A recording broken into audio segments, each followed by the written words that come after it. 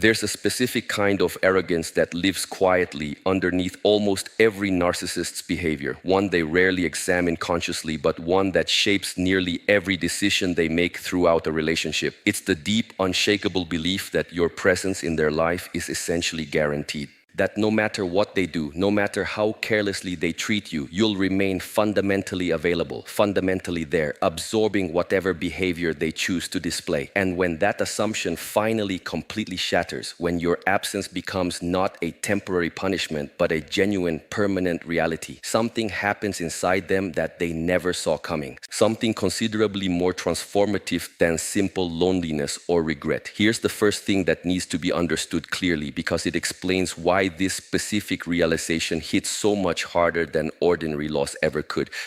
Narcissists don't experience most relationships the way psychologically healthy people do, as genuine mutual connections that could reasonably end if the relationship stops working for either person. Instead, they experience close relationships more like fixed resources, permanent fixtures in their psychological landscape, present specifically to provide whatever validation, admiration, or emotional labor they've come to depend on. This fundamental misunderstanding of relationship as resource rather than genuine mutual connection is precisely why your absence, once it becomes undeniably permanent, produces an effect considerably more destabilizing than simple heartbreak or loneliness ever could. Let's talk about the first specific change that tends to happen once your absence genuinely, permanently sets in, because it's foundational to understanding everything else, a profound, disorienting recalibration of their own sense of self-sufficiency. Throughout the relationship, whether they consciously recognized it or not, a significant portion of their identity and daily functioning depended on your presence, your reassurance, your management of their emotional states, your consistent availability as an audience for their narratives and needs. Once that presence genuinely disappears, they're forced to confront something they've likely avoided their entire life, whether they're actually capable of managing their own emotional stability without someone else consistently providing that stabilizing function for them. Here's why this recalibration proves so genuinely difficult for narcissists, specifically considerably more difficult than it would be for someone with healthier relational patterns. Most people, even after significant loss, retain a core sense of self-sufficiency that exists independent of any specific relationship. Narcissists, by contrast, often never develop this same internal self-sufficiency, precisely because their entire psychological structure formed around depending on external sources for validation and stability, rather than developing genuine internal resources. Your absence doesn't simply mean losing companionship. It means suddenly confronting a genuine deficit in self-management skills they never had to develop while you remained consistently available to provide that function instead. Now, here's the second change that tends to emerge, and it addresses something particularly significant about how narcissists process time and memory. Once genuine absence sets in, a gradual, uncomfortable clarity about specific moments they previously minimized or dismissed entirely.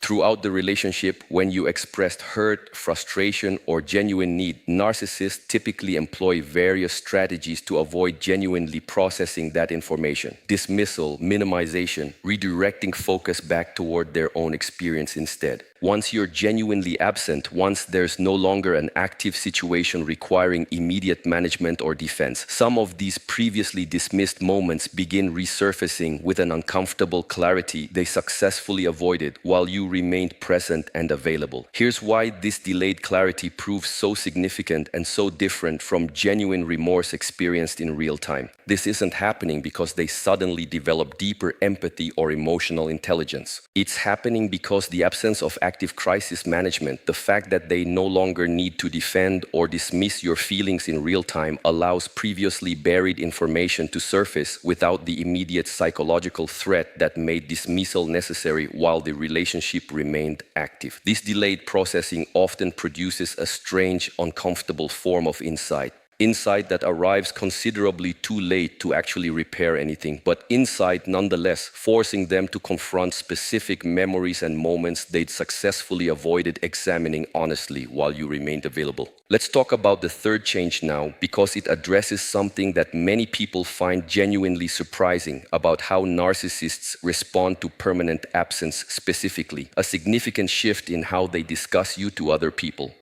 Moving from dismissive or critical language towards something considerably more complicated, sometimes even approaching genuine, if reluctant, admiration. This shift often confuses people who witnessed the narcissist's dismissive or critical behavior throughout the actual relationship, wondering why someone would suddenly speak more favorably about a person they seemed to treat so poorly while that person remained present and available. Here's why this shift makes psychological sense once you understand what's actually happening beneath the surface. Throughout the relationship, criticizing or minimizing you served a specific strategic function, maintaining a power differential, deflecting accountability, managing their own insecurity by finding fault elsewhere. Once you're genuinely, permanently absent, that strategic function no longer applies, removing the primary motivation for continued criticism or dismissal.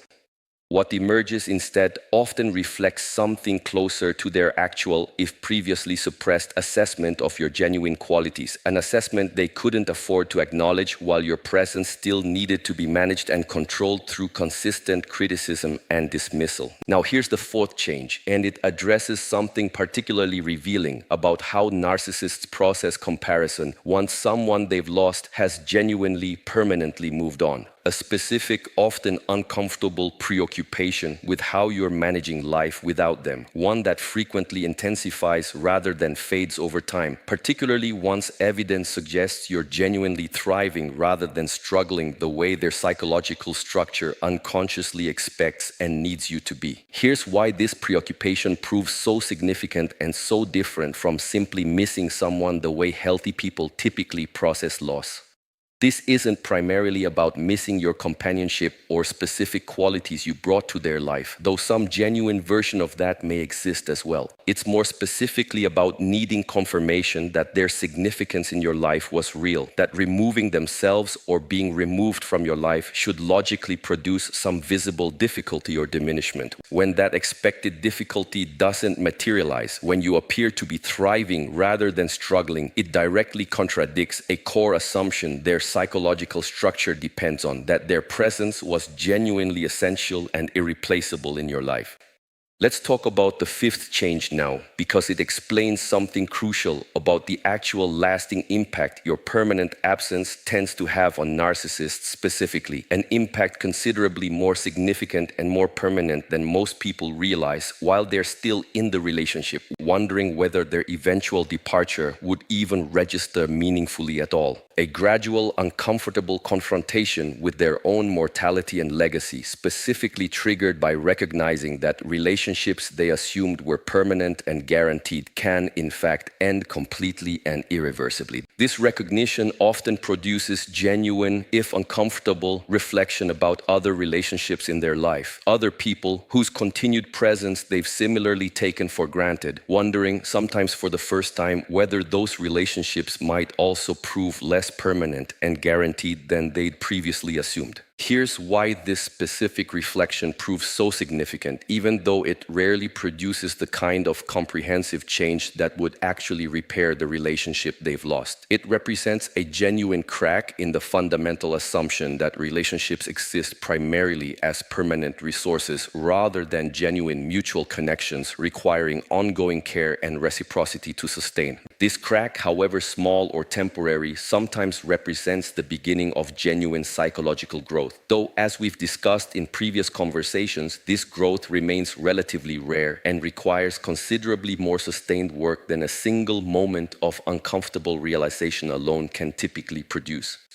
Here's a pattern worth naming directly, because it connects everything we've covered across these 5 changes: recalibrated self-sufficiency, delayed emotional clarity, shifted public narrative, uncomfortable preoccupation with your thriving, and confrontation with mortality and legacy, all point toward the same underlying reality. Your permanent absence doesn't simply create emptiness or loneliness the way it would in a healthy relationship ending. It creates a genuine, unavoidable confrontation with assumptions their entire psychological structure depended on. Assumptions about permanence, about resource availability, about their own significance and self-sufficiency. Assumptions that simply cannot survive contact with the undeniable reality of your genuine, permanent departure. And this is exactly where the deeper part of this story begins. Because understanding these 5 changes is only the beginning. There's a crucial question we haven't yet addressed. One connected to something almost nobody discusses honestly about whether these changes, however significant they initially appear, actually translate into genuine, lasting transformation, or whether they simply represent temporary discomfort that eventually fades once enough time passes, or once a new source of validation and resource becomes available to replace what your absence took away. That distinction and what it reveals about the actual difference between temporary disruption and genuine permanent change, that's exactly where this story goes next. Stay with me, because what comes next explains exactly how to understand whether your absence created lasting transformation or whether it simply created temporary discomfort destined to fade the moment a replacement source of validation successfully takes your place.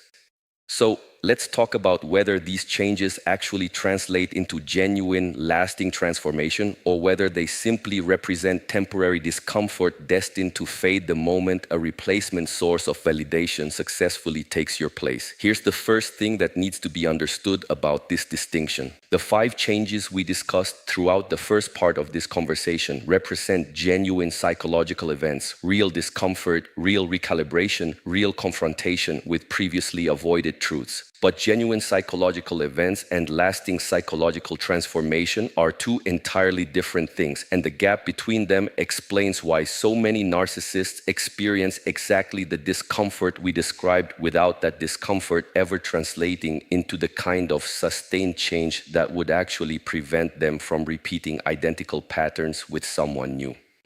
Let's talk about the first factor that determines which direction this goes, because it addresses something crucial about how quickly a replacement source of validation typically becomes available. Here's the uncomfortable truth many people don't want to hear, but need to understand clearly for their own peace of mind. Narcissists, precisely because they're skilled at generating initial charm and attention, often find new sources of validation relatively quickly, sometimes within weeks or months of your departure, considerably faster than the genuine psychological work required to actually process and integrate the discomfort we discussed would typically take. This means in many cases the discomfort begins fading, not because it's been genuinely processed and resolved, but simply because a new source of supply successfully arrives before the harder work of genuine transformation ever really begins. Here's why this timing matters so significantly for understanding whether lasting change actually occurs. Genuine psychological transformation typically requires sustained discomfort over considerable time without an easy escape route available to short-circuit that difficult process. When a new source of validation arrives quickly enough, it essentially provides exactly that escape route, allowing the narcissist to redirect their psychological energy toward establishing a new relationship, rather than continuing to sit with and genuinely process the uncomfortable realizations your absence initially triggered. This is precisely why so many narcissists appear to experience genuine insight and discomfort immediately following a significant loss, only to seemingly forget or abandon that insight entirely once a new relationship begins providing the validation and stability your absence had been threatening. Now, here's the second factor.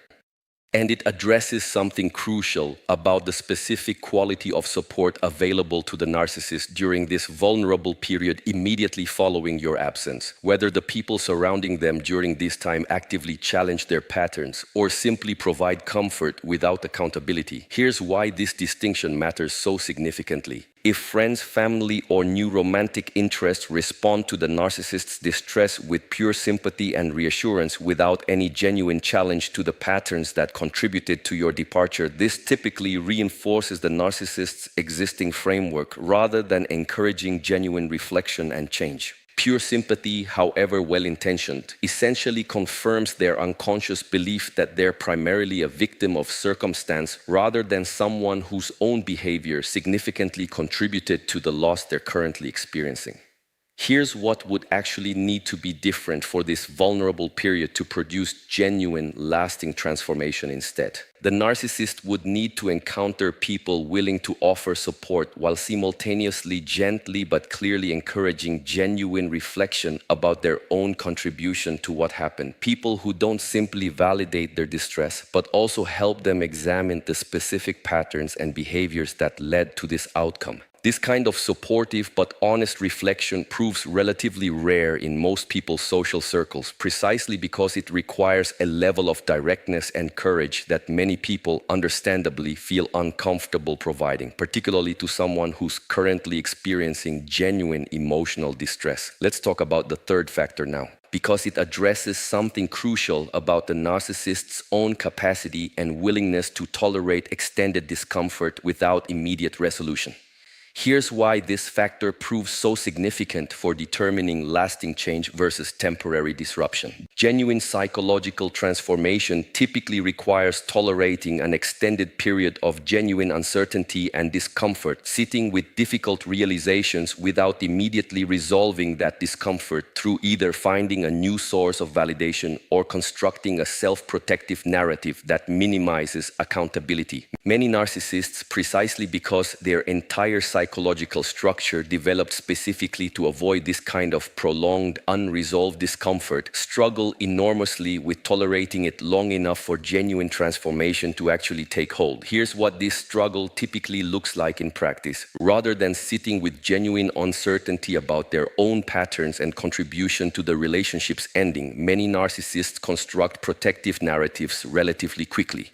Narratives that minimize their own accountability while emphasizing external factors, your supposed flaws, unfortunate circumstances, bad timing, anything that allows them to avoid the more threatening alternative narrative that their own consistent patterns of behavior genuinely significantly contributed to losing someone they claim to have valued. Now here's the fourth factor, and it addresses something crucial about the actual behavioral evidence that distinguishes genuine transformation from simply articulate acknowledgement of patterns without corresponding change. Here's the key distinction worth understanding clearly. Genuine transformation produces observable, sustained behavioral change across multiple relationships and contexts over considerable time, not simply articulate, even seemingly heartfelt acknowledgement during a single vulnerable period immediately following significant loss. If someone experiences genuine insight following your absence, but that insight never translates into demonstrably different behavior in subsequent relationships, considerably improved conflict resolution, genuine accountability without defensive reframing, sustained empathy that doesn't simply serve strategic purposes. This suggests the initial insight, however genuine it felt in the moment, never actually translated into lasting transformation. Here's why this behavioral evidence matters so significantly more than verbal acknowledgement or apparent emotional processing alone. Words and even genuine seeming emotional processing can occur without producing any actual change in underlying patterns, particularly for people whose entire psychological structure has been organized around avoiding genuine accountability and change for their entire life.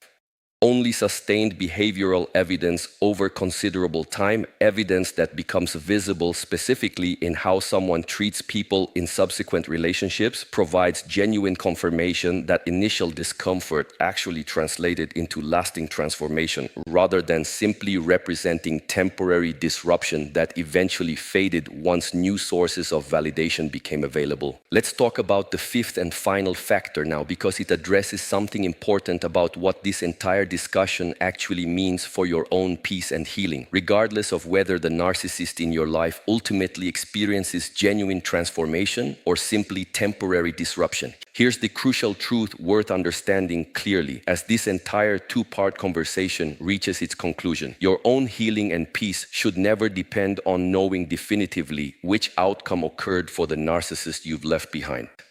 This distinction matters enormously because waiting for confirmation of their genuine transformation, or alternatively, needing confirmation that they never truly changed to validate your own decision to leave, both keep you tethered to their ongoing psychological process in ways that ultimately don't serve your own healing and forward movement. Here's why releasing this need for certainty about their outcome matters so significantly for your own genuine peace. The changes we discussed throughout this entire conversation, the recalibrated self-sufficiency, the delayed clarity, the shifted narrative, the preoccupation with your thriving, the confrontation with mortality and legacy, all of these represent genuine psychological events that occurred specifically because of your permanent absence, regardless of whether they ultimately translate into lasting transformation or simply fade once new validation arrives.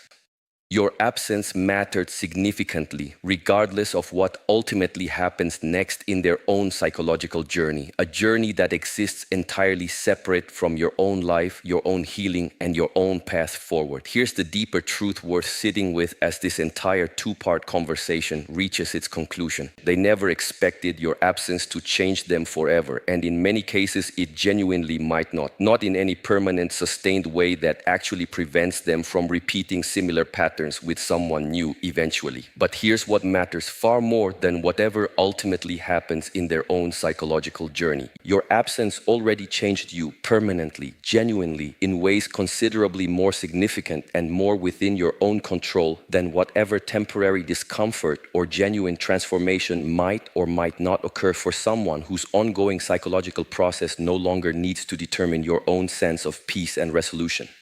So, if you've left a narcissist and find yourself wondering whether your absence genuinely changed them forever, understand clearly what this entire conversation has revealed. That question, however understandable, ultimately matters far less than a different question entirely. Whether your absence and everything you learned and reclaimed through choosing it genuinely changed you forever. Instead, a question whose answer remains entirely within your own control, regardless of whatever uncertain, ultimately separate journey the narcissist you left behind continues navigating on their own. Somewhere tonight, someone who left a narcissist months or years ago finally releases the need to know whether that departure genuinely transformed the person they left behind, recognizing instead that their own transformation, their own reclaimed sense of self, their own genuine peace matters considerably more than any uncertain answer about someone else's psychological journey that was never actually theirs to resolve or control in the first place.